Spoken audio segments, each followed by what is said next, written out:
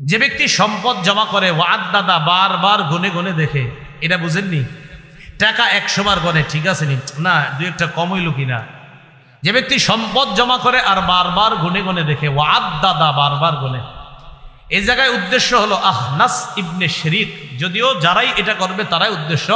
বাকি মুফাসসিরিনে কেরাম লেখছেন আখনাস ইবনে শরীক নামে এক ব্যক্তি খালি এরকম মানে সম্পদ জমা করতো আর বারবার গণত যে ঠিক আছে কিনা আমার সম্পদ। ওই যুগে দিনার দিরহাম। এখন মন দিয়ে শোনেন, হালাল সম্পদ কামাই করা, হালাল পদ্ধতিতে কামাই করা, হালাল খাতে ব্যয় করা কোনো সমস্যা নাই। বলেন আমার সাথে, বলেন বেশি সম্পদ হালাল ভাবে কামাই করা, হালাল পথে ব্যয় করা, হালাল খাতে ব্যয় করা কোনো সমস্যা নেই। মনে থাকবে না ইনশাল্লাহ? সম্পদ যদি বেশিও হয়, সেটা যদি হালাল হয়, পদ্ধতি যদি হালাল হয়, খাত যদি হালাল হয়, সমস্যা নেই। সহিহ বুখারীর বর্ণনা 6427 নম্বর হাদিস। হাদিসটা মন দিয়ে শুনবো। ক্বালা রাসূলুল্লাহ সাল্লাল্লাহু আলাইহি ওয়াসাল্লাম ইন্না হাযাল মালা হুলওয়াতুন খাদিরা। নবীজি বলেন এই সম্পদ হুলওয়াতুন খাদিরাতুন। হুলওয়াতুন মানে সুমিষ্ট, খাদিরাতুন মানে হলো সুজলা সুফলা, শস্য শ্যামল। এই কথা বলার পর এক ব্যক্তি, সাহাবীদের মধ্যে এক ব্যক্তি বললেন, হাল ইয়াতিল খায়রু বিশার। হে আল্লাহ রসুল, কল্যাণ কি কখনো অকল্যাণ নিয়ে আসে? বলেন তো বাংলাটা, কল্যাণ কি কখনো অকল্যাণ নিয়ে আসে? এই কথা বলার পর ফাসামাতান নবী সাল্লাল্লাহু আলাইহি ওয়াসাল্লাম, নবীজি চুপ হয়ে গেলেন। বলেন তো আপনারা, এক ব্যক্তি প্রশ্ন করলেন, হুজুর কল্যাণ কি কখনো অকল্যাণ নিয়ে আসে? এটা বলার পর নবী কি হয়ে গেলেন? চুপ হয়ে গেলেন। সাহাবীরা বলেন, হাত্তা যানান্না আন্নাহু ইউনজালু আলাইহি। আল্লাহ রসুল যখন চুপ হলেন, আমরা বুঝতে পারলাম নবীর উপর ওহী নাজিল হচ্ছে। সুবহানাল্লাহ। একটু পরে আমরা দেখলাম জাআলা ইয়ামসাহু আন জাবিনি। আল্লাহ নবী নিজের কপাল থেকে ঘামগুলা মুছতেছে। ওহী আসলে রসুল ঘামায়া যেতেন, ঘর্মাক্ত হয়ে যেতেন, এরপর ঘাম মুছতেন। তো সাহাবীরা দেখে নবী ঘাম মুছতেছে। প্রথমে সাহাবায়ে কেরাম, ওই যে ব্যক্তি প্রশ্ন করছিল হুজুর কল্যাণ কি অকল্যাণ নিয়ে আসে, তো নবীজির চুপ থাকা আর ওহী নাজিল হওয়া, তো এই কাজটা কেন হলো বলেন তো? এক ব্যক্তি প্রশ্ন করার কারণে। তো সাহাবায়ে কেরাম বলেন, আবু সাঈদ খুদরি বলেন যে আমরা বললাম লাকাদ হামিদনাহু হিনা তালা যালিকা। এই ব্যক্তির কারণে একটা ওহী আল্লাহ আমাদের জন্য পাঠিয়েছেন, তাই আমরা তার প্রশংসা করলাম। আজকে লোকটা প্রশ্ন করার কারণে নবীর উপর ওহী আসছে। সাহাবায়ে কেরাম বলেন যেই লোকটা প্রশ্ন করছে তার প্রশ্ন করার কারণে আমরা খুশি হইলাম, কারণ এই নিয়ে আজকে প্রশ্নের কারণে আল্লাহর পক্ষ থেকে নবী জবাব যাই না, এখন আমাদেরকে জানাবেন। তো রাসূলুল্লাহ ঘাম মুছতে মুছতে এবার বললেন, ওই লোকটা কোথায়? আইনা সাইল, যে আমার একটু আগে প্রশ্ন করছে, ওই লোক কোথায়? তো তিনি বলেন, হুজুর আসি আমি। আমি করছি। তো নবীজি বলেন, লা ইয়াতিল খায়রু ইল্লা বিল খায়র। কল্যাণ সর্বদা কল্যাণই বয়ে আনে। সুবহানাল্লাহ। আলেম ছাড়া অন্যরা বলেন, প্রশ্ন ছিল কি? কল্যাণ। এবার জবাব, কল্যাণ কল্যাণই বয়ে আনে। প্রশ্ন ছিল কল্যাণ কি কখনো অকল্যাণ বয়ে আনে? নবী জবাব দিলেন, ওহী থেকে যাই না, যে কল্যাণ শুধুমাত্র কল্যাণ বয়ে আনে। নামাজ পড়া কল্যাণ না অকল্যাণ? তাহলে এটা বয়ে আনবে কি? হজ করা কল্যাণ না অকল্যাণ? এটা কি বয়ে আনবে? দান করা কল্যাণ না অকল্যাণ? এটা কি বয়ে আনবে? তাহলে কল্যাণ কল্যাণকে বয়ে আনে। এরপরে রাসূলুল্লাহ সাল্লাল্লাহু আলাইহি সাল্লাম বলেন, ইন্না হাদাল মালা হুলওয়াতুন খাদিরা। দুনিয়ার মধ্যে যত সম্পদ দেখো তোমরা, এই সম্পদ হলো সুমিষ্ট, খাদিরাতুন সবুজ শ্যামল। নবীজি বলেন, ওয়া ইন্না কুল্লামা আমবাতার রাবিউ ইয়াকতুলু হাবাতান আও ইউলিমু ইল্লা আকিলাতাল খাদিরা আকালাত হাত্তা ইদাম তাদ্দাত খাসিরাতাহা ইস্তাকবালাতিশ শামসা ফাজতাররাত ওয়া সালিতাত ওয়া বালাত সুম্মা আদাত ফাআকালাত।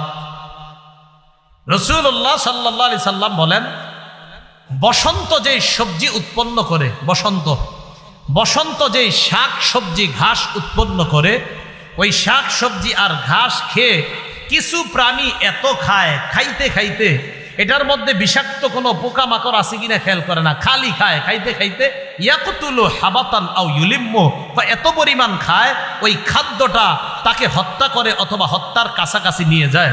কিছু কিছু খাদ্য ওই প্রাণীটা এত খায়।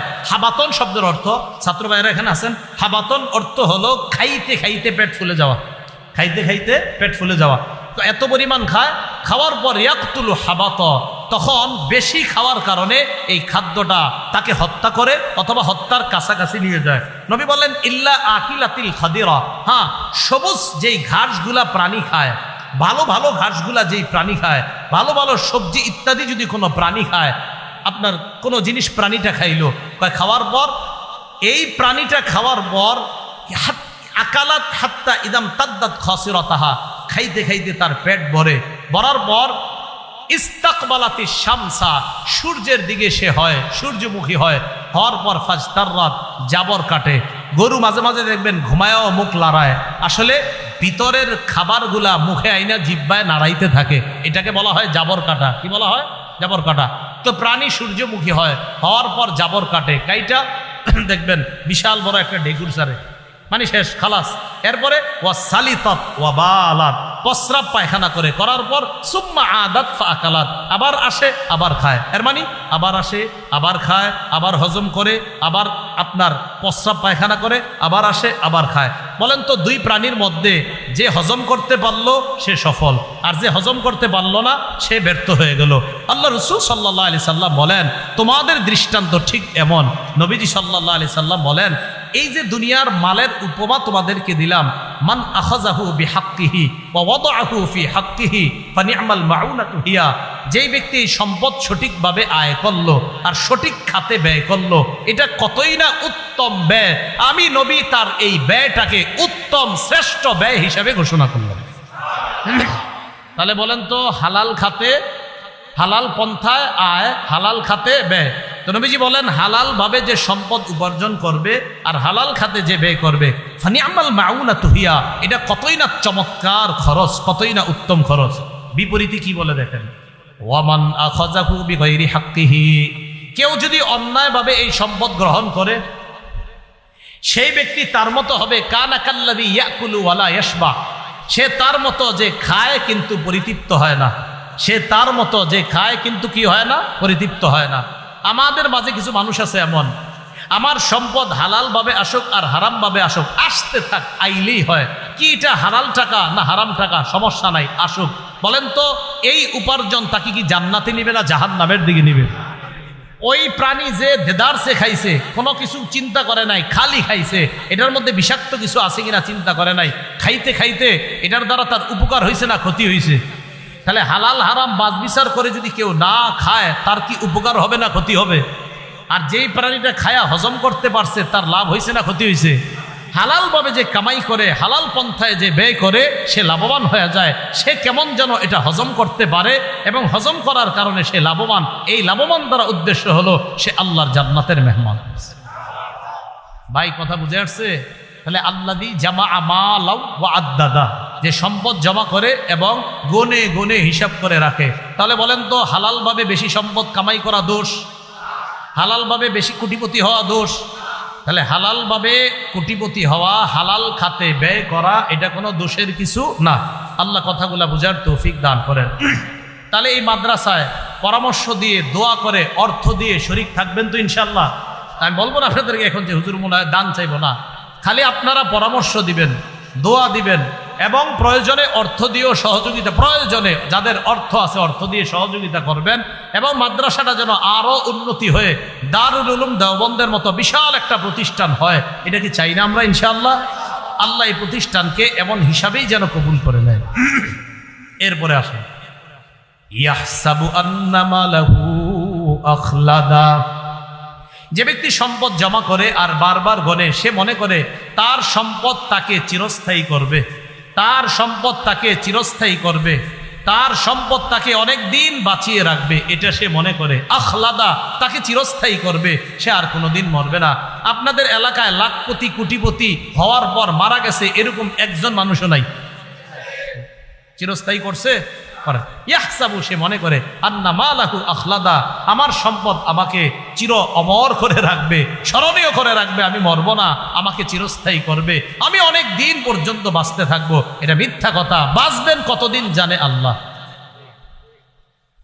এরপরে আল্লাহ বলেন কাল্লাহ, হারাম পথে যে সম্পদ কামাই করে জমা করে আর বারবার গনে, কখনো এই সম্পদ তাকে চিরস্থায়ী করবে না। কি করবে তাহলে? লায়ুমবাযান্না ফিল হুতামা, তাকে নিক্ষেপ করা হবে হুতামার মধ্যে। বলেন হুতামা। আলেম ছাড়া অন্যরা জানেননি হুতামা কারে কয়? জানেন? আরে আপনারা জানেন? আল্লাহ বলে দিছে ওমা আদরাকা মাল হুতামা, নবী আপনি জানেন হুতামা কারে কয়? আল্লাহ বলতেছে নবী আপনি জানেন হুতামা কাকে বলে? তাহলে যে ব্যক্তি হারাম পন্থায় সম্পদ জমা করবে আর বারবার গণবে, সে মনে করে আমাকে চিরস্থায়ী করবে, আখলাদা আমাকে চিরস্থায়ী করবে এই সম্পদ। আল্লাহ বলে কাল্লা, কখনো না। লায়ুমবাযান্না ফিল হুতামা, তাকে হুতামায় নিক্ষেপ করা হবে। আল্লাহ বলে হাবিব আপনি কি জানেন হুতামা কি? এবার আল্লাহ জবাব দেয় নারুল্লাহিল মুকাদা, হুতামা হলো আল্লাহর প্রজ্বলিত আগুন। বলেন নাউজুবিল্লাহ। তো সূরা হুমাজার মধ্যে হুমাজাহ এই শব্দটা নিয়ে আলোচনা আছে। ওই হুমাজা শব্দের প্রতি লক্ষ্য রেখে এই সূরার নামকরণ করা হয়েছে সূরাতুল হুমাজাহ। আল্লাহ বলেন ওয়াইলুল লিকুল্লি হুমাজাতিল লুমাজাহ। ওয়াইলুন শব্দের অর্থ দুর্ভোগ, ওয়াইলুন শব্দের অর্থ আযাব, ওয়াইলুন শব্দের অর্থ কঠিন শাস্তি। ওয়াইলুন হাদিসের মধ্যেও পাওয়া যায়। রাসূলুল্লাহ সাল্লাল্লাহু আলাইহি সাল্লাম বলেন ওয়াইলুল লিল আকাবি মিনান নার।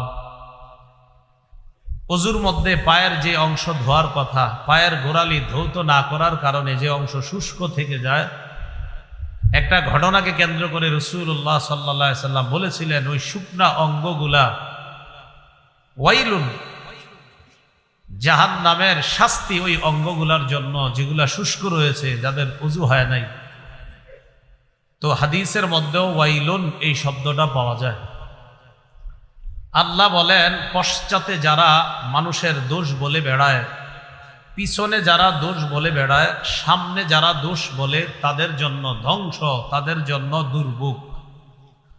ওয়াইলুন দুর্ভোগ, লিকুল্লি প্রত্যেক ওই ব্যক্তির জন্য, হুমাজাহ লুমাজাহ যে ব্যক্তির সামনে দোষ বলে পিছনে দোষ বলে, প্রত্যেক ওই ব্যক্তির জন্য ধ্বংস। এখানে উদ্দেশ্য হলো আপনার গীবত শেকায়েত চুগলখুরি যারা করে, কি গীবত শেকায়েত চুগলখুরি যারা করে, তাদের জন্য দুর্ভোগ, তাদের জন্য শাস্তি। গীবত যারা মানুষের পরনিন্দা করে, আড়ালে দোষ বলে বেড়ায়, অনুপস্থিতিতে আরেকজনের দোষ বলে, এখানে লোকটা নাই তার দোষ আপনাদের কাছে আমি বলা, এটা ভয়ঙ্কর অপরাধ। এই অপরাধকে কোরআনে আল্লাহ পাক রব্বুল আলামিন মরা ভাইয়ের গোশত খাওয়ার সাথে তুলনা করেছেন। সূরা হুজুরাতের 12 নম্বর আয়াতে আল্লাহ বলেন ওয়ালা ইয়াগতাব বা'দুকুম বা'দা, তোমাদের একজন আরেকজনের গীবত যেন না করে। আইয়ুহিব্বু আহাদুকুম আইয়াকুলা লাহমা আখিহি মাইতা, তোমাদের কেউ কি এটা পছন্দ করে যে সে তার মৃত ভাইয়ের গোশত ভক্ষণ করবে? এটা কেউ পছন্দ করেন? আল্লাহ বলে ফাকারিহতুমু, এটা তো তোমরা অপছন্দ করেই থাকো। মরা ভাইয়ের গোশত খাওয়া এটা সবাই অপছন্দ করো। আচ্ছা আপনারা কি মরা ভাইয়ের গোশত খাওয়া পছন্দ করেন? কিন্তু গীবত যদি করেন, আরেক দিক দিয়ে যদি বলেন হুজুর আমি মরা ভাইয়ের গোশত খাওয়া পছন্দ করি না, অন্য দিক দিয়ে আপনি গীবত করেন। এই যে মুখে বলছেন আমি মরা ভাইয়ের গোশত খাবো না, খাই না, খাইতে চাই না, আমি পছন্দ করি না, অন্যদিকে আবার গীবত বলছেন, এই গীবত করা মানেই হলো মরা ভাইয়ের গোশত খাওয়া। বলেন তো গীবত করা মানে মরা ভাইয়ের? পরে আল্লাহ বলেন ওয়াত্তাকুল্লাহ, আল্লাহকে ভয় করো, ইন্নাল্লাহা তাওয়াবুর রহিম, আল্লাহ তওবা কবুলকারী, আল্লাহ দয়ালু। আল্লাহ গীবত থেকে আমাদেরকে বেঁচে থাকার তৌফিক দান করেন। গীবতের পরিভাষা জানবো আমরা। 60টি কথা গীবতের পরিভাষা হিসাবে নিতে পারি, যেগুলার মূল উদ্দেশ্য হয় পরনিন্দা করা, দুশ্চর্চা করা। এমন কয়টি শব্দ জানবো আমরা? 7টি। 1 নাম্বার গীবত অর্থ পরনিন্দা করা। 2 নাম্বার ইফকুন, হামজা ফা কাফ, ইফকুন মানে হলো মিথ্যা রটনা করা। কি রটনা করা? মিথ্যা প্রচার করা। এটা আল্লাহ আম্মাজান আয়েশা সিদ্দিকা রাদিয়াল্লাহু তাআলা আনহার ব্যাপারে সূরা নূরের মধ্যে বলেছেন, ইফকুম মুবিন। আয়েশা রাদিয়াল্লাহু তাআলা আনহার ব্যাপারে মুনাফিকরা যে অভিযোগটা ছড়িয়েছে, এটাকে আল্লাহ বলেছেন স্পষ্ট মিথ্যাচার, স্পষ্ট মিথ্যা রটনা, স্পষ্ট মিথ্যা প্রচার। তাহলে 1 নাম্বার শব্দ শিখলাম গীবত, পরনিন্দা। 2 নাম্বার শিখলাম ইফকুন, মিথ্যা রটনা করা। 3 নাম্বার বুহতান। বলেন কি? বুহতান মানে অপবাদ। বলেন তো বুহতান অর্থ কি? কোরআনে এটাও আল্লাহ আম্মাজান আয়েশা সিদ্দিকা রাদিয়াল্লাহু তাআলা আনহার ব্যাপারে আল্লাহ আলোচনা করেছেন, হাদা বুহতানুন আযীম। আম্মাজান আয়েশা সিদ্দিকা রাদিয়াল্লাহু তাআলা আনহার ব্যাপারে মুনাফিকরা যে রটনাটা করেছেন, এটা বুহতানুন আযীম, এটা বিশাল বড় একটা অপবাদ, বিশাল বড় একটা অপবাদ। 4 নাম্বার নামিমা। নামিমা অর্থ হলো চুগলখুরি করা। বলেন নামিমা অর্থ কি? সূরা কলামের 10-11 নম্বর আয়াতে আল্লাহ বলেন, ওয়ালা তুতি' কুল্লা হাল্লাফিম মাহিন হাম্মাজিম মাশশাইম বিনামিম। হাম্মাজিম মাশশাইম বিনামিম। হাম্মাজ যে দোষ বলে বেড়ায়, সামনে দোষ বলে। মাশশাইম বিনামিম, যে ব্যক্তি চুগলখুরি করে বেড়ায়। 2 জনের মাঝে ঝগড়া লাগানোর জন্য চুগলখুরি করা। আমি আপনার কাছে একটা বলি তার নামে, আবার তার কাছে গিয়ে আপনারটা বলি, দুজনের মাঝে ঝগড়া লাগানোর জন্য। এটাকে নামিমা বলা হয়, চুগলখুরি বলা হয়। 5 নাম্বার হুমাজা। 6 নাম্বার লুমাজা। বলেন তো 5 নাম্বার হুমাজা, 6 নাম্বার হুমাজা বলা হয় আল্লাযী ইয়াগতাবু ওয়া ইয়াতআনু ফি ওয়াজহির রাজুল। যে ব্যক্তি গীবত করে এবং মুখের উপর সামনে দোষারোপ করে ফেলে, তোর বেটা তুই তো এটা। আল্লাযী ইয়াগতাবু ওয়া ইয়াতআনু ফি ওয়াজহির রাজুল, একদম সরাসরি সমালোচনা করে, তাকে দোষারোপ করে, এটা হুমাজা। 6 নাম্বার লুমাজা। লুমাজা বলা হয় আল্লাযী ইয়াগতাবু মিন খালফিহি ইযা গাবা আর-রাজুলু, কোনো ব্যক্তি অনুপস্থিত থাকলে তার দোষ ত্রুটি বর্ণনা করা। কোনো ব্যক্তি অনুপস্থিত থাকলে তার দোষ ত্রুটি কি করা? বর্ণনা করা। এটার নাম কি? লুমাজা। 7 নাম্বার শাতমুন শিন তামিম, মানে হলো ব্যঙ্গ করা। যেমন আমার নবীকে যারা ব্যঙ্গ করে তাদেরকে শাতিমে রাসূল বলা হয়। কি বলা হয় বলেন তো? শাতিমে রাসূল। মনে থাকবে নি আপনাদের কথাগুলা? 1 নাম্বার গীবত, 2 নাম্বার ইফ, 3 নাম্বার বুহতান, 4 নাম্বার নামিমা, 5 নাম্বার হুমাজা, 6 নাম্বার লুমাজা, 7 নাম্বার শাতমুন। 1 নম্বর গীবত অর্থ পরনিন্দা। 2 নাম্বার ইফকুন অর্থ মিথ্যা রটনা করা। 3 নম্বর বুহতান অর্থ মিথ্যা অপবাদ দেওয়া। 4 নাম্বার নামিমা অর্থ চুগলখুরি করা। 5 নাম্বার হুমাজা অর্থ সামনে মুখের উপর দোষ ত্রুটি বর্ণনা করে সমালোচনা করা। 6 নাম্বার লুমাজা অনুপস্থিতিতে কারো সমালোচনা করা। 7 নাম্বার শাতমুন মিথ্যা কথা বলে কারো নামে ব্যঙ্গ করা।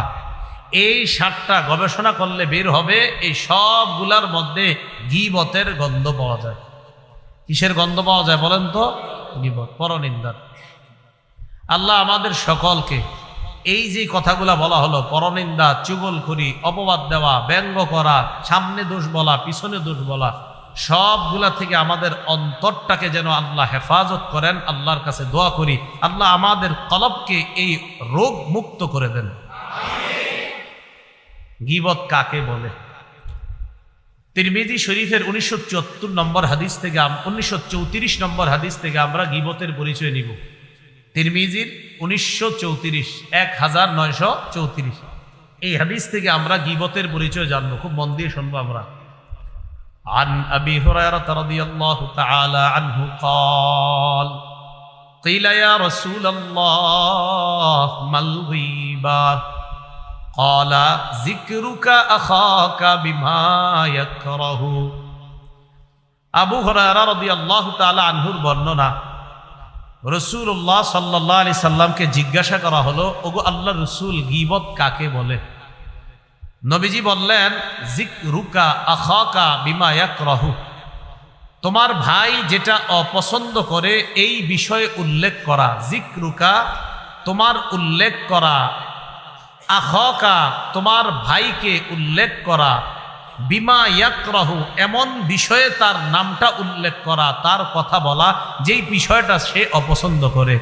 আমার ভাই আছে শফিপুরে, তার ব্যাপারে আপনাদের কাছে এমন কথা বলা যেটা সে অপছন্দ করে, এটাকে কি বলা হয়? গীবত। এখন এক সাহাবী প্রশ্ন করলেন, ক্বালা ইন কানা ফীহি মা আকুল। এক সাহাবী বললেন, ইন কানা ফি আখি মা আকুল, হুজুর আমার ভাইয়ের মধ্যে যদি ওই অপরাধটা থাকে যেটা আমি আপনারে বলছি, কথাটা বুঝছেননি? আমার ভাই অনুপস্থিত আছে, আমি তার ব্যাপারে আপনাদেরকে এমন কথা বললাম যেটা আসলে তার মাঝে আছে, এই অপরাধটা তার মাঝে আছে। ফাকালা রাসূলুল্লাহ সাল্লাল্লাহু আলাইহি ওয়াসাল্লাম, নবীজি জবাব দিলেন, ইন কানা ফীহি মা তাকুল ফাকাদ ইগতাবতা, তোমার ভাইয়ের মাঝে যে অপরাধটা আছে এটা যদি বলো, এটাকেই গীবত বলা হয়। বলেন তো আপনারা, আপনার কোনো ভাইয়ের ব্যাপারে এমন কথা বলা যেটা আসলে আপনার ভাই ওই অপরাধটা করে, এটা বলাকে কি বলা হয়?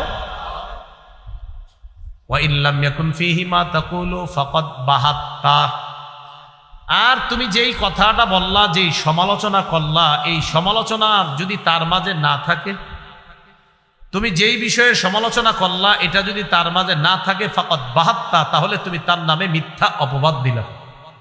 তাহলে বলেন তো, আমি যেই বিষয়ে আপনাদেরকে কারো ব্যাপারে সমালোচনা করব, এটা তার মাঝে থাকলে, না থাকলে অপবাদ। মাশাআল্লাহ, থাকলে, না থাকলে অপবাদ। তাহলে গীবতের পরিচয় আমরা জানলাম। মন দিয়ে শুনেন শেষ পর্যন্ত, অনেকের মনে আইসা গেছে, হুজুর আপনারা দেখ, হুজুর আরেক হুজুরে ধুয়া দেন, আসবে কিন্তু এইগুলা সব জবাব শেষ পর্যন্ত না শুনলে, খালি খালি আপনাদের অনেকের মনে আসতেছে এই ওইটা একটু জিজ্ঞেস, দেখবেন শেষ পর্যন্ত শুনলে আর জিজ্ঞেস করা লাগবে না ইনশাআল্লাহ। তাহলে অপরাধ থাকলে গীবত, না থাকলে অপবাদ। গীবতের মাধ্যম, আমরা কয় মাধ্যমে গীবত করি এখন জানবো। আমরা প্রধানত 4টি মাধ্যমে গীবত করে থাকি। কয় মাধ্যমে? 4টি মাধ্যমে। প্রথমে মুখস্থ করাবো আপনাদেরকে, এরপরে প্রত্যেকটার ব্যাখ্যা দিব আমরা। 1 নম্বর, আল গীবাতু বিল লিসান, জিহ্বা দিয়ে গীবত। বলেন কি দিয়ে? মানে মুখ দিয়ে, জবান দিয়ে। 2 নম্বর, আল গীবাতু বিল কলব, কলব দিয়ে গীবত। তাহলে 1 নম্বর, 2 নম্বর, 3 নম্বর, আল গীবাতু বিল ইশারা, ইঙ্গিতে গীবত। 4 নম্বর, আল গীবাতু বিল কিতাবা, লেখার মাধ্যমে গীবত। ফেসবুক ব্যবহারকারীরা মন দিয়ে শুনেন। 1 নম্বর, আল গীবাতু বিল লিসান, জিহ্বা দিয়ে গীবত। 2 নম্বর, আল গীবাতু বিল কলব, কলব দিয়ে গীবত। 3 নম্বর, আল গীবাতু বিল ইশারা, ইঙ্গিতে গীবত। 4 নম্বর, আল গীবাতু বিল কিতাবা, লেখার মাধ্যমে গীবত। এবার আমি বলবো, আপনারা জবাব দিবেন। 1 নম্বর, 2 নম্বর, 3 নম্বর, 4 নম্বর, লেখার মাধ্যমে। 1 নম্বর, জিহ্বার মাধ্যমে গীবত, এটা বড় ভয়ঙ্কর অপরাধ। আপনি জানেনও না এই অনর্থক গীবতের কারণে জাহান্নামে এত পরিমাণ গভীরে যেতে হতে পারে। এই পৃথিবীর পূর্ব পশ্চিম যতটা দূরত্ব জাহান্নামের, এই পরিমাণ গভীরতায় শুধু একটা অনর্থক গীবত আপনাকে নিয়ে যেতে পারে। সহিহ বুখারীর বর্ণনা, 6477 নম্বর হাদিস। এই হাদিসের মধ্যে আছে, ক্বালা রাসূলুল্লাহ সাল্লাল্লাহু আলাইহি ওয়াসাল্লাম, ইন্নাল আবদা লা ইয়াতাকাল্লামু বিল কালিমা মা ইয়াতাবায়্যানু ফিহা ইয়াজিল্লু বিহা ফিন্নার আবআদ মিম্মা বাইনাল মাশরিক। রাসূলুল্লাহ সাল্লাল্লাহু আলাইহি সাল্লাম বলেন, মানুষ মাঝে মাঝে কথা বলে পরিণাম চিন্তা না করে। বলেন, মানুষ মাঝে মাঝে কথা বলে এই কথার পরিণাম চিন্তা না করে, মানে চিন্তা করে না এটা যে বললাম এটার পরিণতি কি হইতে পারে। এটা বলার পর এই যে পরিণতি চিন্তা না করে বলে ফেললো, ইয়াজিল্লু বিহা ফিন্নার, সে জাহান্নামে যাবে। আবাদা মিম্মা বাইনাল মাশরিক, সূর্য যেই দিক দিয়ে উদিত হয়, এর মানে বুঝাইছে যে পূর্ব আর পশ্চিমের দূরত্ব যত বড়, এই একটা কথার কারণে জাহান্নামের এই পরিমাণ গভীরতায়, শুধু চিন্তা ছাড়া একটা অনর্থক কথা তাকে এই পরিমাণ গভীরতার মধ্যে নিয়ে যেতে পারে। কয়টা কথা? আমরা কত গীবত করি, একটা না অসংখ্য অগণিত গীবত। সহিহ বুখারীর 6478 নম্বর হাদিসের বর্ণনা, ক্বালা রাসূলুল্লাহ সাল্লাল্লাহু আলাইহি ওয়াসাল্লাম, ইন্নাল আবদা লা ইয়াতাকাল্লামু বিল কালিমাতি মিন সাখাতিল্লাহ লা ইলকি লাহা বালা ইয়াহবি বিহা ফি জাহান্নাম। রাসূলুল্লাহ সাল্লাল্লাহু আলাইহি সাল্লাম বলেন, মানুষ মাঝে মাঝে চিন্তা না করে এমন কথা বলে, লা ইলকি লাহা বালা, মানুষ চিন্তাও করে না, আল্লাহর অসন্তুষ্টিমূলক এমন কথা বলে যেই কথায় যে আল্লাহ অসন্তুষ্টি হয় এটা চিন্তাও করে না। ইয়াহবি বিহা ফি জাহান্নাম, এই কথার কারণে সে জাহান্নামে যাবে। বলেন নাউজুবিল্লাহ। তাহলে এখন থেকে আমরা ইনশাআল্লাহ আমাদের এই জিহ্বাটা বুঝে শুনে চিন্তা করে ব্যবহার করব, ঠিক আছে না ইনশাআল্লাহ? অনর্থক কোনো কাজে আমরা এই জিহ্বা ব্যবহার করব না। জিহ্বা খুলবো তো সুবহানাল্লাহ, জিহ্বা খুলবো তো আলহামদুলিল্লাহ, মুখ খুলবো তো আল্লাহু আকবার, মুখ খুলবো তো লা ইলাহা ইল্লাল্লাহ, এইগুলা খুলবো না তো মুখ বন্ধ রাখবো। তো কি করব? মনে মনে আল্লাহকে স্মরণ করব, কাজ নাই ঘুমিয়ে যাব, কিন্তু অনর্থক কোনো কাজে আমার এই জবানকে আমি ব্যবহার করব না। তাহলে এক নাম্বার গীবত কি দিয়ে? জিহ্বা দিয়ে। অনর্থক একটা গীবত আমাকে কি পরিমাণ দূরত্বে জাহান্নামে নিতে পারে? পূর্ব পশ্চিম যত, এই পরিমাণ। আল্লাহ হেফাজত করেন। গীবতের দ্বিতীয় মাধ্যমটা কি? কল, আল গীবাতু বিল কল। ইবনে হাজার হাইতামি রহমতুল্লাহি আলাইহি বলেন, আল গীবাতু বিল কল হিয়া আন তাজুন্না বিহি সুআ। কলবের গীবত হলো তুমি কারো ব্যাপারে খারাপ ধারণা করা। বলেন, কলবের গীবত, কলব দিয়ে কারো ব্যাপারে কি ধারণা করা? বলেন তো, কলবের গীবত কাকে বলে? কলব দিয়ে কারো ব্যাপারে খারাপ ধারণা করা। এইবার আপনারা বলেন, কলবের গীবত কাকে বলে? এটা নিষেধ। সূরা হুজুরাতের 12 নম্বর আয়াতে আল্লাহ বলেন, ইয়া আইয়ুহাল্লাযীনা আমানু ইজতানিবু কাসীরাম মিনাজ-যন, হে ঈমানদারগণ, ইজতানিবু, তোমরা বেঁচে থাকো, কাসীরাম মিনাজ-যন, বেশি অনুমান করা থেকে বেঁচে থাকো, বেশি ধারণা করা থেকে বেঁচে থাকো, কারো ব্যাপারে আজাইরা সন্দেহ করা থেকে বেঁচে থাকো। এই লোকটা মনে এমন, আন্দাজে আপনি কি দরকার আছে হেরে নিয়ে এটা বাবা। ইন্না বা'দাজ-যন্নি ইসমুন, আল্লাহ বলেন কিছু কিছু ধারণা গুনাহ। ওয়ালা তাজাসসু, কারো পিছনে সেইডিগিরি করবা না, কারো পিছনে গোপনে তার দোষ অনুসন্ধানে লেগে যেও না। তাহলে বলেন তো, ধারণা কলব দিয়ে করা এই নিষেধটা করেছেন কে? আল্লাহ। এই কলব দিয়ে কারো ব্যাপারে খারাপ ধারণা করা, এটা কলবের গীবত। ইবনে হাজার হাইতামি বলেন, কলবের গীবত হলো কলব দিয়ে কারো ব্যাপারে অনর্থক খারাপ ধারণা করা। এখন ধারণা তো এসে যেতেই পারে, কারণ কলবের নিয়ন্ত্রণ তো আমার হাতে না, ধারণা আসতেই পারে। আসলে কি করবেন? আসলে মুখ দিয়ে বের করেন না, যখন এসে যাবে তখন আস্তাগফিরুল্লাহ পড়েন, ওয়া আতুবু ইলাইহি, লা হাওলা ওয়ালা কুওয়াতা ইল্লা বিল্লাহ। পারবেন না ইনশাআল্লাহ? তাহলে এটা আর মুখ দিয়ে না বলে বাস আস্তাগফিরুল্লাহ ওয়া আতুবু ইলাইহি, ছি আমি কি ধারণা করলাম, না, এটা বাস মনেই দাফন করে দেন। এটা গীবতের তৃতীয় মাধ্যম। বলেন মাশাআল্লাহ, এই ভালো ছাত্র আছে দিকে। কি 3 নাম্বার? ইঙ্গিত, ইশারায়। ইশারায় কি? এদিক তাকান, এই যে ইশারায় আমি আপনাদের খাটো খাটো খাটো খাটো, এই কানা কানা, মানে ইশারায়। এরকম একটা ঘটনা রাসূলের যুগে ঘটে গেছে। সুবহানাল্লাহ, সুবহানাল্লাহ। কেন বলাইলাম? কারণ যার সাথে ঘটছে তিনি নিজেই এই হাদিসটা বর্ণনা করছেন। দেখেন আমাদের আম্মাজানরা, নবীজির সাহাবীরা কতটা আমানতদার, যে তাদের মধ্যেও কোনো ব্যাপার থাকলেও তারা নিজেরাই এটা আমাদেরকে জানায়া দিছে যে দেখো আমি একদিন এই ঘটনা ঘটাইছিলাম আর নবী সাথে সাথে আমাদের সংশোধন করে দিয়েছে। সাহাবীরা এতটা আমানতদার ছিল। পারতো তো যে আমার এই কথা আমি গোপন রাখি, এটা কমুনা, মানুষ জেনে ফেলবে। নবীজির বিবি আম্মাজান আয়েশা সিদ্দিকা রাদিয়াল্লাহু তাআলা আনহার বর্ণনা, কিতাবের নাম মুসনাদ আহমদ, 25,708 নম্বর হাদিস। এই হাদিসের মধ্যে আসছে আম্মাজান আয়েশা সিদ্দিকা রাদিয়াল্লাহু তাআলা আনহা বলেন, দাখালাত ইমরাআতুন কাসীরাতুন ইলান নবী সাল্লাল্লাহু আলাইহি ওয়াসাল্লাম ফাকুলতু বিইবহামিহা কাযা ওয়া আশারতু ইলান নবী সাল্লাল্লাহু আলাইহি ওয়াসাল্লাম আন্নাহা কাসীরা। একজন খাটো মহিলা রাসূলুল্লাহ সাল্লাল্লাহু আলাইহি সাল্লামের দরবারে আসলেন, একজন খাটো মহিলা।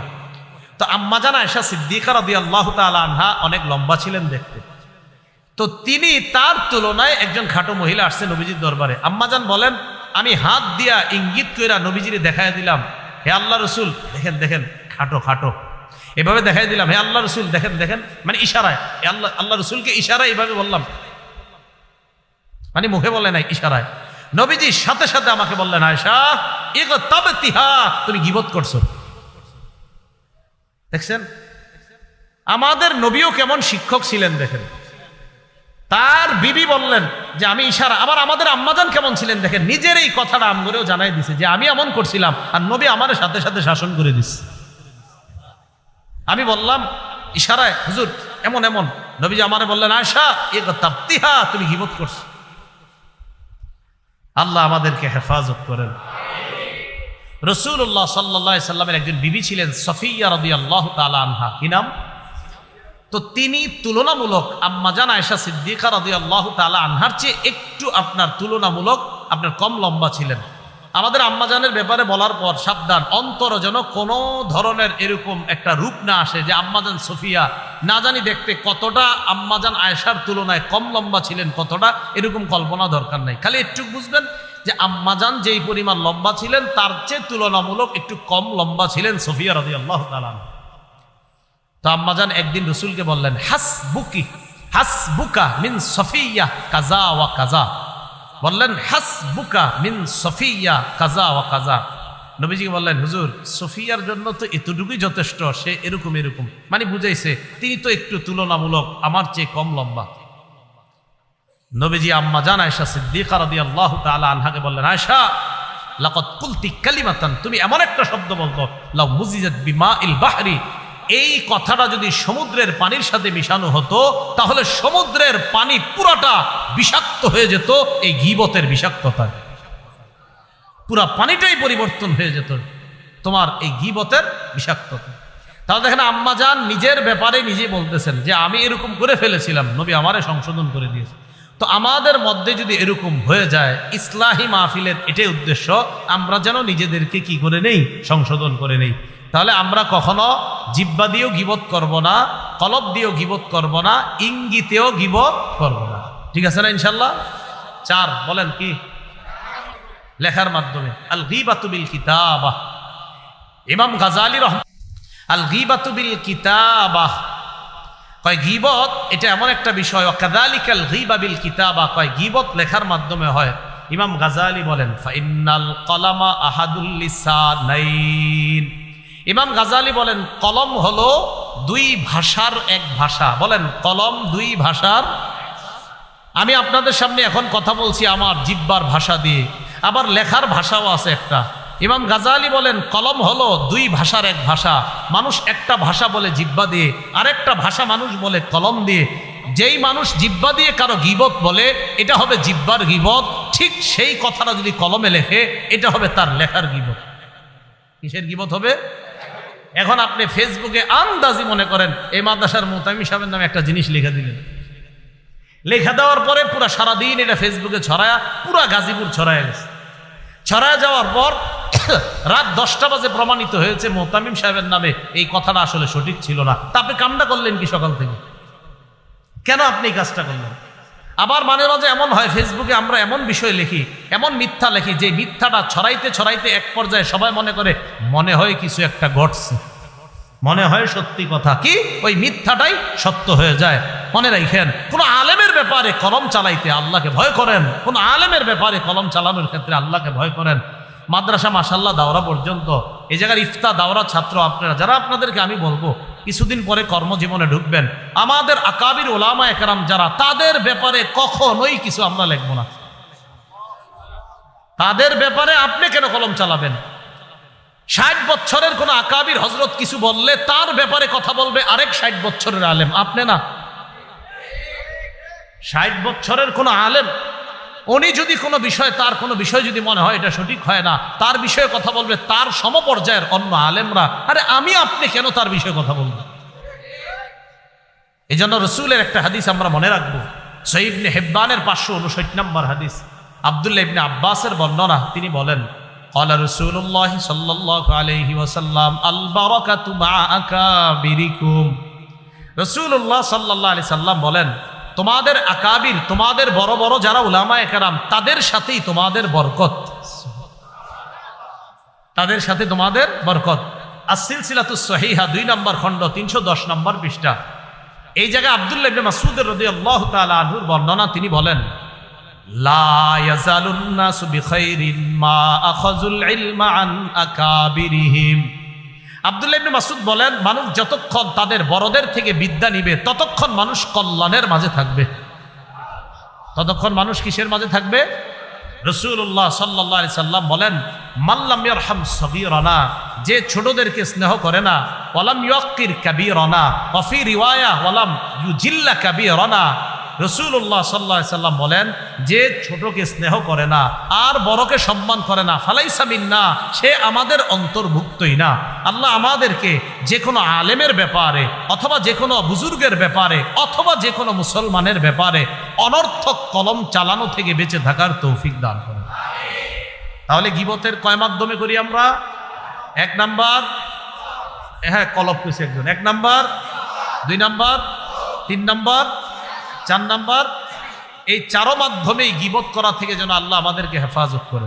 2-4টা গীবত বললে যদি তার জুলুমটা মজবুতভাবে প্রমাণিত হয়, সেখানে তার ব্যাপারে গীবত বলা এটা মুবাহ, বৈধ, মানে বললেও পারেন না বললেও পারেন। কথা বুঝে আসছে?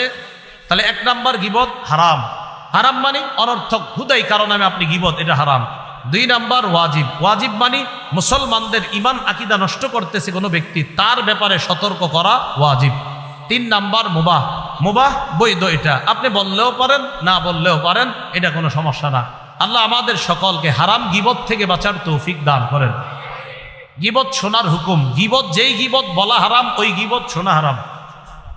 গীবত শ্রবণ করার হুকুম, যেই গীবত বলা হারাম ওই গীবত শ্রবণ করা। আল্লাহ আমাদের সকলকে গীবতের ব্যাপারে এই ধারণাগুলা সব সময় আমরা যেন মাথায় রাখতে পারি, আল্লাহ তৌফিক দান করেন। দেখি আপনাদের মনে আছে কিনা, গীবত করি কয় মাধ্যমে? গীবতের ধরন কয়টা? 5টা। হ্যাঁ, গীবত করি কয় মাধ্যমে? গীবতের ধরন কয়টা? গীবতের হুকুম কয় ধরনের? 1 নাম্বার, 2 নাম্বার, 3 নাম্বার বা বৈধ। গীবত শোনা কি? কোন গীবত? যেই গীবত বলা হারাম ওই গীবত শ্রবণ করা হারাম। আল্লাহ গীবত বলা এবং শোনা থেকে আল্লাহ আমাদেরকে হেফাজত করে।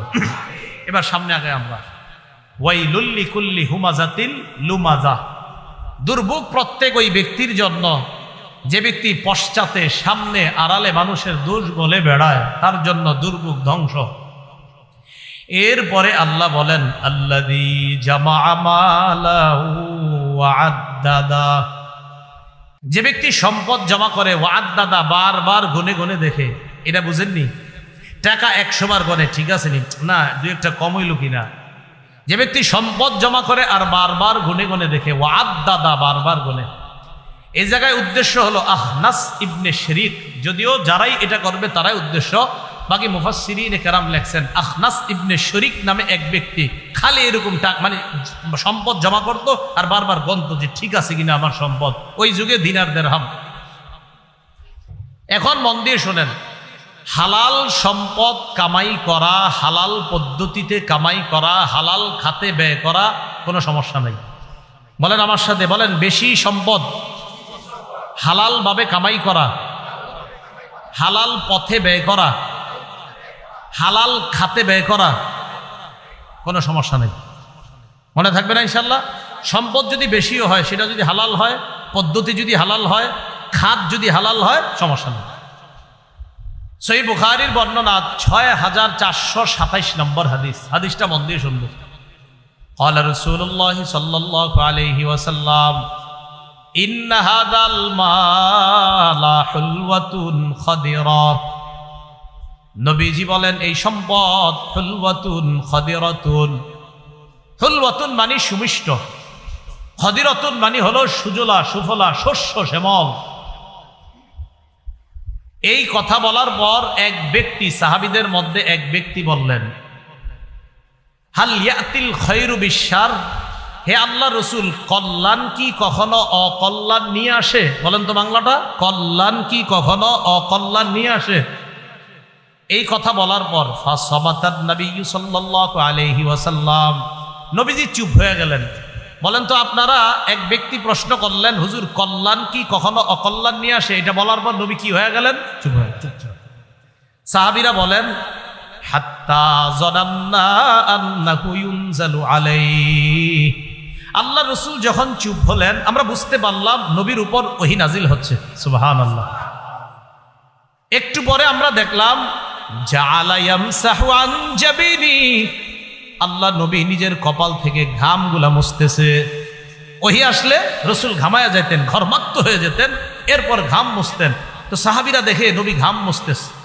প্রথমে সাহাবায়ে কেরাম, ওই যে ব্যক্তি প্রশ্ন করছিল হুজুর কল্যাণ কি অকল্যাণ নিয়ে আসে, তো নবীজির চুপ থাকা আর ওহী নাজিল হওয়া, তো এই কাজটা কেন হলো বলেন তো? এক ব্যক্তি প্রশ্ন করার কারণে। তো সাহাবায়ে কেরাম বলেন, আবু সাঈদ খুদরি বলেন যে আমরা বললাম লাকাদ হামিদনাহু হিনা তালা যালিকা। এই ব্যক্তির কারণে একটা ওহী আল্লাহ আমাদের জন্য পাঠিয়েছেন, তাই আমরা তার প্রশংসা করলাম। আজকে লোকটা প্রশ্ন করার কারণে নবীর উপর ওহী আসছে। সাহাবায়ে কেরাম বলেন, যেই লোকটা প্রশ্ন করছে তার প্রশ্ন করার কারণে আমরা খুশি হইলাম, কারণ এই নিয়ে আজকে প্রশ্নের কারণে আল্লাহর পক্ষ থেকে নবী জবাব যাই না, এখন আমাদেরকে জানাবেন। তো রাসূলুল্লাহ ঘাম মুছতে মুছতে এবার বললেন, ওই লোকটা কোথায়? আইনা সাইল, যে আমার একটু আগে প্রশ্ন করছে, ওই লোক কোথায়? তো তিনি বলেন, হুজুর আসি আমি, আমি করছি। তো নবীজি বলেন, লা ইয়াতিল খায়রু ইল্লা বিল খায়র। কল্যাণ সর্বদা কল্যাণই বয়ে আনে। সুবহানাল্লাহ। আলেম ছাড়া অন্যরা বলেন, প্রশ্ন ছিল কি? কল্যাণ। এবার জবাব, কল্যাণ কল্যাণই বয়ে আনে। প্রশ্ন ছিল কল্যাণ কি কখনো অকল্যাণ বয়ে আনে? নবী জবাব দিলেন, ওহী থেকে যাই না, যে কল্যাণ শুধুমাত্র কল্যাণ বয়ে আনে। নামাজ পড়া কল্যাণ না অকল্যাণ? তাহলে এটা বয়ে আনবে কি? হজ করা কল্যাণ না অকল্যাণ? এটা কি বয়ে আনবে? দান করা কল্যাণ না অকল্যাণ? এটা কি বয়ে আনবে? তাহলে কল্যাণ কল্যাণকে বয়ে আনবে। এরপরে রাসূলুল্লাহ সাল্লাল্লাহু আলাইহি সাল্লাম বলেন, ইন্না হাদাল মালা হুলওয়াতুন খাদিরা। দুনিয়ার মধ্যে যত সম্পদ দেখো তোমরা, এই সম্পদ হলো সুমিষ্ট, খাদিরাতুন সবুজ শ্যামল। নবীজি বলেন, ওয়া ইন্না কুল্লামা আমবাতার রাবিউ ইয়াকতুলু হাবাতান আও ইউলিমু ইল্লা আকিলাতাল খাদিরা আকালাত হাত্তা ইদাম তাদ্দাত খাসিরাতাহা ইস্তাকবালাতিশ শামসা ফাজতাররাত ওয়া সালিতাত ওয়া বালাত সুম্মা আদাত ফাআকালাত। রাসূলুল্লাহ সাল্লাল্লাহু আলাইহি সাল্লাম বলেন, বসন্ত যে সবজি উৎপন্ন করে, বসন্ত যে শাক সবজি ঘাস উৎপন্ন করে, ওই শাক সবজি আর ঘাস খেয়ে কিছু প্রাণী এত খায়, খাইতে খাইতে এটার মধ্যে বিষাক্ত কোনো পোকামাকড় আছে কিনা খেয়াল করে না, খালি খায়, খাইতে খাইতে ইয়াকতুলু হাবাতান আও ইউলিম্মু, এত পরিমাণ খায় ওই খাদ্যটা তাকে হত্যা করে অথবা হত্যার কাছাকাছি নিয়ে যায়। কিছু কিছু খাদ্য ওই প্রাণীটা এত খায়।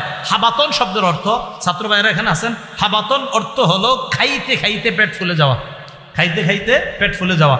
তো এত পরিমাণ খায়, খাওয়ার পর ইয়াকতুলু হাবাত, তখন বেশি খাওয়ার কারণে এই খাদ্যটা তাকে হত্যা করে অথবা হত্যার কাছাকাছি নিয়ে যায়। নবী বললেন, ইল্লা আকিলাতিল খাদিরা।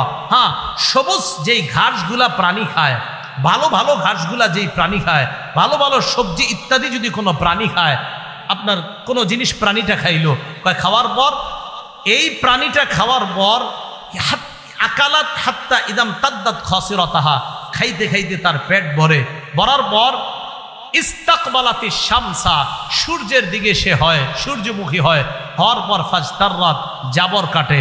গরু মাঝে মাঝে দেখবেন ঘুমায়ও মুখ লড়ায়, আসলে ভিতরের খাবারগুলা মুখে আইনা জিহ্বায় নাড়াইতে থাকে, এটাকে বলা হয় জাবর কাটা। কি বলা হয়? জাবর কাটা। তো প্রাণী সূর্যমুখী হওয়ার পর জাবর কাটে, কাইটা দেখবেন বিশাল বড় একটা ঢেকুর সারে, মানে শেষ, খালাস। এরপরে ওয়া সালিতাত ওয়া বালাত, প্রস্রাব পায়খানা করার পর সুম্মা আদাত ফা আকালাত, আবার আসে আবার খায়। এর মানে আবার আসে আবার খায়, আবার হজম করে, আবার আপনার প্রস্রাব পায়খানা করে, আবার আসে আবার খায়। বলেন তো দুই প্রাণীর মধ্যে যে হজম করতে পারলো সে সফল, আর যে হজম করতে পারলো না সে ব্যর্থ হয়ে গেল। আল্লাহ রাসূল সাল্লাল্লাহু আলাইহি সাল্লাম বলেন তোমাদের দৃষ্টান্ত ঠিক এমন। নবীজি সাল্লাল্লাহু আলাইহি সাল্লাম বলেন এই যে দুনিয়ার মালের উপমা তোমাদেরকে দিলাম, মান আখাযাহু বিহাক্কিহি ওয়া ওয়াদাআহু ফি হাক্কিহি ফানি'মাল মাউনাতু হিয়া, যেই ব্যক্তি এই সম্পদ সঠিকভাবে আয় করলো আর সঠিক খাতে ব্যয় করলো, এটা কতই না উত্তম ব্যয়। আমি নবী তার এই ব্যয়টাকে উত্তম শ্রেষ্ঠ ব্যয় হিসাবে ঘোষণা করলাম। তাহলে বলেন তো হালাল খাতে, হালাল পন্থায় আয়, হালাল খাতে ব্যয়। তো নবীজি বলেন হালাল ভাবে যে সম্পদ উপার্জন করবে আর হালাল খাতে যে ব্যয় করবে, ফানি'মাল মাউনাতু হিয়া, এটা কতই না চমৎকার খরচ, কতই না উত্তম খরচ। বিপরীতে কি বলে দেখেন, ওয়ামান আখাযাহু বিগাইরি হাক্কিহি, কেউ যদি অন্যায়ভাবে এই সম্পদ গ্রহণ করে সেই ব্যক্তি তার মতো হবে কানা কাল্লাযী ইয়াকুলু ওয়ালা ইয়াশবা, সে তার মতো যে খায় কিন্তু পরিতৃপ্ত হয় না, সে তার মতো যে খায় কিন্তু কি হয় না, পরিতৃপ্ত হয় না। আমাদের মাঝে কিছু মানুষ আছে এমন, আমার সম্পদ হালাল ভাবে আসুক আর হারাম ভাবে আসুক, আসতে থাক, আইলেই হয়। কি এটা হালাল টাকা না হারাম টাকা, সমস্যা নাই, আসুক। বলেন তো এই উপার্জন তাকে কি জান্নাতে নিবে না জাহান্নামের দিকে নিবে? ওই প্রাণী যে দেদারসে খাইছে, কোনো কিছু চিন্তা করে নাই, খালি খাইছে, এটার মধ্যে বিষাক্ত কিছু আছে কিনা চিন্তা করে নাই, খাইতে খাইতে এটার দ্বারা তার উপকার হয়েছে না ক্ষতি হয়েছে? তাহলে হালাল হারাম বাজ বিচার করে যদি কেউ না খায় তার কি উপকার হবে না ক্ষতি হবে? আর যেই প্রাণীটা খায়া হজম করতে পারছে তার লাভ হয়েছে না ক্ষতি হয়েছে? হালালভাবে যে কামাই করে, হালাল পন্থায় যে ব্যয় করে সে লাভবান হয়ে যায়। সে কেমন যেন এটা হজম করতে পারে এবং হজম করার কারণে সে লাভবান। এই লাভবান দ্বারা উদ্দেশ্য হলো সে আল্লাহর জান্নাতের মেহমান। ভাই কথা বুঝে আসছে? তাহলে আল্লাযী জামাআ মালাও ওয়া আদ্দাদা, যে সম্পদ জমা করে এবং গনে গনে হিসাব করে রাখে। তাহলে বলেন তো হালালভাবে বেশি সম্পদ কামাই করা দোষ, হালালভাবে বেশি কোটিপতি হওয়া দোষ? তাহলে হালালভাবে কোটিপতি হওয়া, হালাল খাতে ব্যয় করা, এটা কোনো দোষের কিছু না। আল্লাহ কথাগুলা বুঝার তৌফিক দান করেন। তাহলে এই মাদ্রাসায় পরামর্শ দিয়ে, দোয়া করে, অর্থ দিয়ে শরীক থাকবেন তো ইনশাল্লাহ? আমি বলবো না আপনাদেরকে এখন যে হুজুর মনে হয় দান চাইবো না, খালি আপনারা পরামর্শ দিবেন, দোয়া দিবেন এবং প্রয়োজনে অর্থ দিয়েও সহযোগিতা, প্রয়োজনে যাদের অর্থ আছে অর্থ দিয়ে সহযোগিতা করবেন এবং মাদ্রাসাটা যেন আরো উন্নতি হয়ে দারুল উলুম দেওবন্দের মতো বিশাল একটা প্রতিষ্ঠান হয়, এটা কি চাই না আমরা ইনশাআল্লাহ? আল্লাহ এই প্রতিষ্ঠানকে এমন হিসাবেই যেন কবুল করে নেয়। এরপরে আসেন, ইয়াহসাবু আন্না মালাহু আখলাদা, যে ব্যক্তি সম্পদ জমা করে আর বারবার গনে, সে মনে করে তার সম্পদ তাকে চিরস্থায়ী করবে, তার সম্পদ তাকে চিরস্থায়ী করবে, তার সম্পদ তাকে অনেক দিন বাঁচিয়ে রাখবে, এটা সে মনে করে। আখলাদা, তাকে চিরস্থায়ী করবে, সে আর কোনোদিন মরবে না। আপনাদের এলাকায় লাখপতি কোটিপতি হওয়ার পর মারা গেছে এরকম একজন মানুষও নাই। চিরস্থায়ী করছে? ইয়াহসাবু, সে মনে করে আন্না মালাহু আখলাদা, আমার সম্পদ আমাকে চির অমর করে রাখবে, স্মরণীয় করে রাখবে, আমি মরব না, আমাকে চিরস্থায়ী করবে, আমি অনেক দিন পর্যন্ত বাঁচতে থাকবো। এটা মিথ্যা কথা। বাঁচবেন কতদিন জানে আল্লাহ। এরপরে আল্লাহ বলেন কাল্লা, হারাম পথে যে সম্পদ কামাই করে, জমা করে আর বারবার গনে, কখনো এই সম্পদ তাকে চিরস্থায়ী করবে না। কি করবে তাহলে? লায়ুমবাজান্না ফিল হুতামা, তাকে নিক্ষেপ করা হবে হুতামার মধ্যে। বলেন হুতামা। আলেম ছাড়া অন্যরা জানেননি হুতামা কারে কয়? জানেন? আরে আপনারা জানেন? আল্লাহ বলে দিছে ওমা আদরাকা মাল হুতমা, নবী আপনি জানেন হুতমা কারে কয়? আল্লাহ বলতেছে নবী আপনি জানেন হুতমা কাকে বলে? তাহলে যে ব্যক্তি হারাম পন্থায় সম্পদ জমা করবে আর বারবার গণবে, সে মনে করে আমাকে চিরস্থায়ী করবে, আখলাদা আমাকে চিরস্থায়ী করবে এই সম্পদ। আল্লাহ বলে কাল্লা, কখনো না, লাইম বাজান্না ফিল হুতমা, তাকে হুতমায় নিক্ষেপ করা হবে। আল্লাহ বলে হাবিব আপনি কি জানেন হুতমা কি? এবার আল্লাহ জবাব দেয় নারুল্লাহিল মুকাদা, হুতমা হলো আল্লাহর প্রজ্বলিত আগুন। বলেন নাউজুবিল্লাহ। ইমাম বুখারী রহমতুল্লাহি আলাই হুতমার ব্যাখ্যা করেছেন ইসমুন নার মিসলু সাকর ওয়া লাজ, জাহান্নামের একটা নাম সাকর, জাহান্নামের একটা নাম লাজ। ইমাম বুখারী বলেন যেমনি ভাবে সাকর জাহান্নামের নাম, লাজ জাহান্নামের নাম, তেমনি ভাবে এই হুতমাও জাহান্নামের একটা নাম। বলেন তো ইমাম বুখারী এই হুতমাকে কি বলছে? এটা জাহান্নামেরই একটা নাম। লাজ জাহান্নামের নাম। কোরআন শরীফে আছে আপনার লাজ, এই কথাটা কোথায় আছে বলেন তো? কোরআনে আছে যে লাজ, এটা কোরআনের মধ্যে আছে। এরপরে সাকর, এটাও কোরআনের মধ্যে আছে আপনার। মা সালাকাকুম ফি সাকর, এটা পবিত্র কোরআনে আছে। তো ইমাম বুখারী বলেন সাকর জাহান্নামের একটা নাম, লাজ জাহান্নামের একটা নাম, ঠিক তেমনি ভাবে হুতমাও জাহান্নামের একটা নাম। আর আল্লাহ বললেন নবী আপনি কি জানেন হুতমা কি জিনিস? হুতমা হলো আল্লাহর প্রজ্বলিত আগুন। বলেন তো হারাম পন্থায় যারা সম্পদ জমা করবে তারা কোথায় থাকবে? এবার আল্লাহ কয় জানেন এটা কেমন প্রজ্বলিত আগুন? আল্লাতী তাত্তালিউ আলাল আফইদা, যে আগুনটা কলবকে পর্যন্ত গ্রাস করে ফেলবে। নাউজুবিল্লাহ। কলবকে পর্যন্ত, মানে একদম ভিতর, মানে বলেন না যে একদম ভিতরে ঢুকে যাবে, কলবকে পর্যন্ত গ্রাস করে ফেলবে। আল্লাতী তাত্তালিউ আলাল আফইদা ইন্নাহা আলাইহিম মুসাদাতুন ফি আমাদিম মুমাদ্দাদা। আল্লাহ বলেন এই আগুনটা আলাইহিম মুসাদা, তাদেরকে পরিবেষ্টন করে রাখবে। একটা দুইটা তিনটা চারটা পাঁচটা খাম্বা, এই খাম্বাগুলার মজে আমরা আছি, খাম্বাগুলা দিয়ে পরিবেষ্টন। এখন আল্লাহ কি বলে দেখেন, আগুন তাদেরকে পরিবেষ্টন করে রাখবে। কয় কোথায়? ফি আমাদিম মুমাদ্দাদা, লম্বা লম্বা খাম্বার স্তূপের মধ্যে। কিসের মধ্যে বলেন সবাই? লম্বা লম্বা খুঁটির স্তূপের মধ্যে। এখন লম্বা লম্বা খুঁটি আগুনের মধ্যে, আবার কিসের খুঁটি? আল্লাহ। আগুনের খুঁটি হলো আগুনের যে অগ্নি শিখা হবে বড় বড়, এই অগ্নি শিখাগুলাই এক একটা খুঁটির মতো। এজন্য আল্লাহ ওই শিখাগুলাকেই বললেন খুঁটি, যে এই খুঁটি মানি এরকম কোনো খুঁটি না, ওই আগুনের বড় বড় শিখাগুলা, এর মাঝে তোমরা থাকবা, সেই আগুন তাদেরকে গ্রাস করে ফেলবে। তাহলে খুঁটি মানে কি এই খুঁটি না, আগুনেরই খুঁটি, অর্থাৎ বড় বড় শিখা। এই শিখা তাদেরকে চারদিক থেকে বেষ্টন করে রাখবে। তা আসেন মাঝখান থেকে আবার যারা অসৎ উপায়ে অবৈধ পন্থায় টাকা উপার্জন করে আর গনে, তারা জানি কোথায় থাকবে? হুতমা কি জিনিস? প্রজ্বলিত আগুন। যে আগুন কোথায় গিয়ে ঢুকে? কলবের মধ্যে ঢুকে। তাহলে এই গীবত শেখায়েত আর হলো অবৈধ পন্থায় সম্পদ অর্জন করা। সূরা হুমাজা থেকে আমরা প্রধান দুইটা বিষয় জানলাম। একটা হলো গীবত শেখায়েত করা যাবে না, আর এটার অনুকূল কিন্তু অনেকগুলো জানছি। চুগলখড়ি করা যাবে না, অপবাদ দেওয়া যাবে না, পিছনে দোষ বলা যাবে না, সামনে দোষ বলা যাবে না। আর আরেকটা জানলাম হারাম পন্থায় সম্পদ জমা করা যাবে না। কথাগুলো মনে থাকবে না ইনশাআল্লাহ। আল্লাহ পাক রব্বুল আলামিন আমাদের সকলকে যে কথাগুলো বললাম শুনলাম, সূরা হুমাজার শিক্ষা আমাদের প্রত্যেকের ঘরে ঘরে যেন আমরা নিয়ে যে আমাদের মা বোন যারা আছে মাস্তুরাত, তাদেরকেও বিষয়টা জানিয়ে দিতে পারি। আল্লাহ তৌফিক দান করেন। আমিন। আখিরু দাওয়ানা আলহামদুলিল্লাহি রাব্বিল আলামিন। কেউ কইতে পারবেন কয় মাধ্যমে গীবত করি? হ্যাঁ, একজন বলেন, বলেন একজন বলেন তো। হ্যাঁ, মাশাআল্লাহ। লেখনির মাধ্যমে। কয় ধরনের গীবত করি? 5। একজন বলেন তো। 1 নাম্বার হ্যাঁ শারীরিক, 2 নাম্বার চারিত্রিক, 3 নাম্বার বংশীয়, 4 নাম্বার পোশাক, 5 নাম্বার পরোক্ষভাবে। মানে ওই যে পরোক্ষভাবে, ও বুঝছি ওইটা, মানে আপনিও জানেন আমিও জানি, কিন্তু কেউ কারোর কই না, এটাও গীবত। গীবতের হুকুম কয় ধরনের? 1, 2, 3 নাম্বার মুবাহ। গীবত শোনা, কোন গীবত শোনা হারাম? বলা হারাম। মাশাআল্লাহ।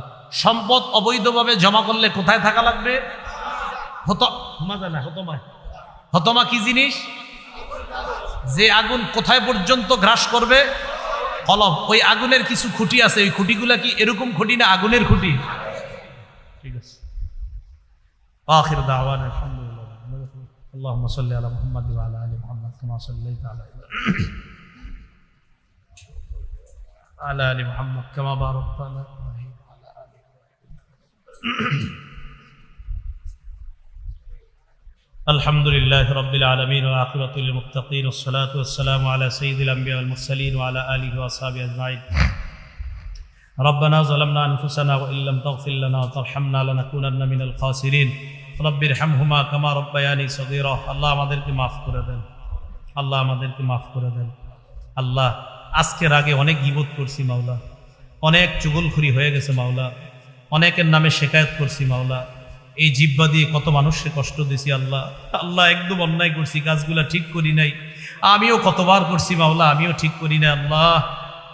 আজকে আমি মুসলমান যাদেরকে নিয়ে এখানে বসছি, ছোট বড় অনেকে আছে আল্লাহ।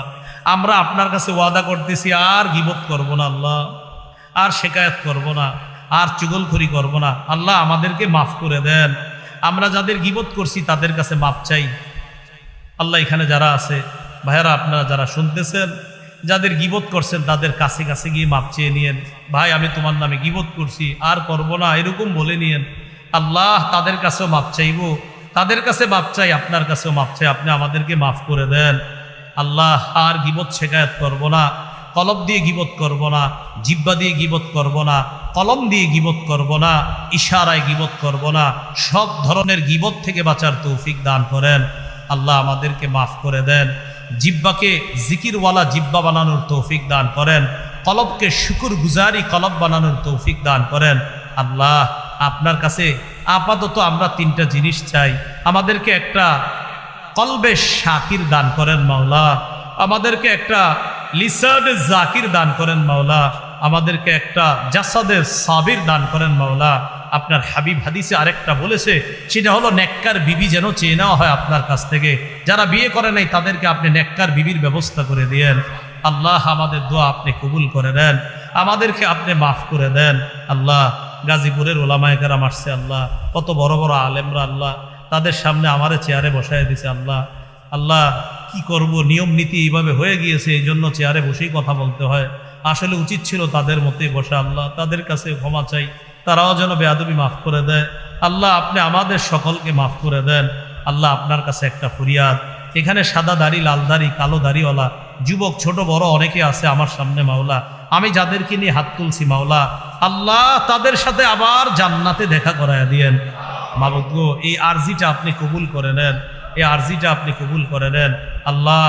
এই মাদ্রাসাটা আপনি কবুল করে নেন আল্লাহ। গাজী আল মাহমুদ ভাইয়ের শ্রম মেধা আরো বাড়ায়া দেন, তিনি যেন আরো শ্রম দিতে পারে তৌফিক দান করেন আল্লাহ। এই মাদ্রাসাকে আপনি কবুল করে নেন। মদিনাতুল উলুম মাদ্রাসাটা আপনি উলুমের মদিনা বানায়া দেন আল্লাহ। মদিনাতুল উলুম অর্থ এলেমের শহর, এই মাদ্রাসাকে আপনি এলেমের শহর হিসাবে কবুল করে নেন। মাদ্রাসার আসাতিজা তুল্লাব, মাদ্রাসার মুতাওয়াল্লিশ, মাদ্রাসার দায়িত্বশীল, মাদ্রাসার পরামর্শক আল্লাহ, মাদ্রাসার আরো যারা দায়িত্বশীল সকলকে আপনি কবুল করে নেন। দাওরায়ে হাদিসের ছাত্রদের সামনেও আজকে বসছিলাম মাওলা, প্রত্যেকটা ছাত্রকে আপনি বড় আলেম বানায়া দিয়েন আল্লাহ। ফতুয়া বিভাগের ছাত্রগুলোকে বড় মুফতি বানায়া দিয়েন। এই মাদ্রাসার প্রত্যেকটা ছাত্রকে আপনি রব্বানি আলেম বানায়া দিয়েন, প্রত্যেকটা ছাত্রকে রব্বানি আলেম বানায়া দিয়েন আল্লাহ। আমাদের দোয়া আপনি কবুল করেন।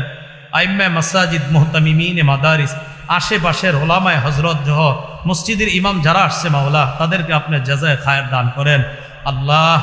এশার আগে আমাদের আব্দুর রহিম আল মাদানী ভাই চমৎকার আলোচনা করেছেন মাওলা, তার আগে আরো ওলামায়ে কেরাম আলোচনা করেছেন মাওলা। আমার চেয়ে অনেক দামি সুন্দর কথা বলছে মাওলা। আমার ভাঙা ভুলভাল কথাগুলা তাদের সাথে আপনি কবুল করে নিয়েন আল্লাহ। আল্লাহ আমাদেরকে আপনি মাফ করে দেন, আমাদেরকে আপনি মাফ করে দেন আল্লাহ, আমাদেরকে মাফ করে দেন আল্লাহ। এই মঞ্চে বারবার বসাইতেছেন আল্লাহ, মাঝে মাঝে অহংকার এসেছে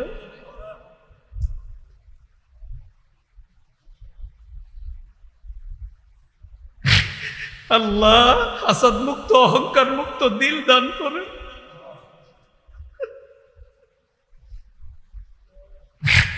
ইখলাসের সাথে কথা বলার তৌফিক দান করেন, ইখলাসের সাথে কথা শোনার তৌফিক দান করেন। আমাদের প্রতিটা কথা কাজে ইখলাস পয়দা করে দেন। আল্লাহুম্মা সাল্লি ওয়া সাল্লিম ওয়া বারিক আলা মুহাম্মদ। আল্লাহ, গাজী আল মাহমুদ ভাই কয়েকজন অসুস্থ ব্যক্তির জন্য দোয়া চেয়েছিলেন, তাদেরকে শেফায়ে কামেলা আজেলা নসিব ফরমান। আমাদের মাঝে অসুস্থ যারা, সকলকে সুস্থ বানায় দেন। যারা ঋণী, ঋণ পরিশোধের ব্যবস্থা করে দেন। যারা অভাবী, অভাব দূর করে দেন। আল্লাহ, যারা গার্মেন্টস শ্রমিক, যারা রিক্সা চালক, সকলের কামায় আপনি বরকত দিয়ে দেন। যারা চাকরিজীবী, তাদের কামায় বরকত দিয়ে দেন। আল্লাহুম্মা সাল্লি ওয়া সাল্লিম ওয়া বারিক আলা মুহাম্মদ।